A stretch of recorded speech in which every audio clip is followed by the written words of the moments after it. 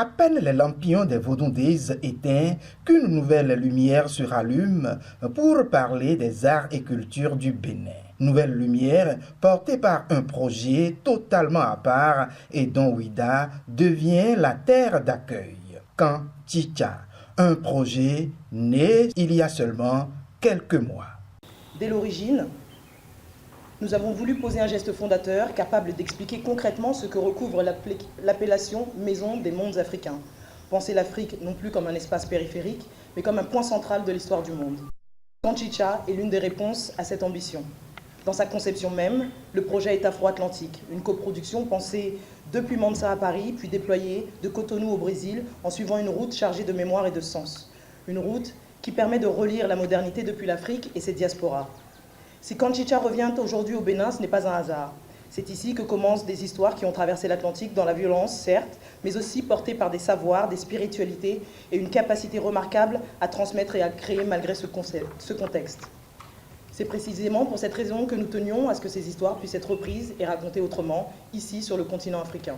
L'histoire se vit ici, sous un dôme, les écouteurs à l'oreille, presque couchés sur le dos comme dans les cales d'une caravelle qui traverse les océans vers les Amériques.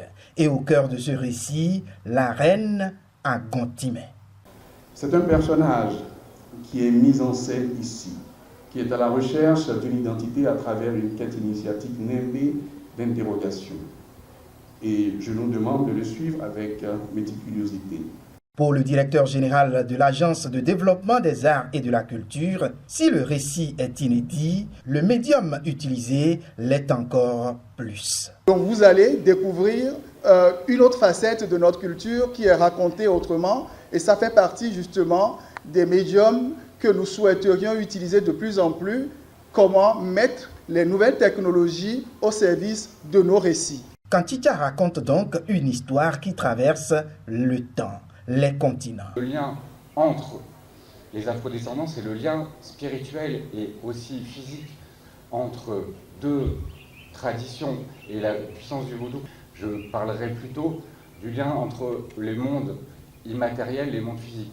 En lançant officiellement cette exposition projection, le ministre Jean-Michel Abimbola n'a pas manqué de souligner ce qui suit.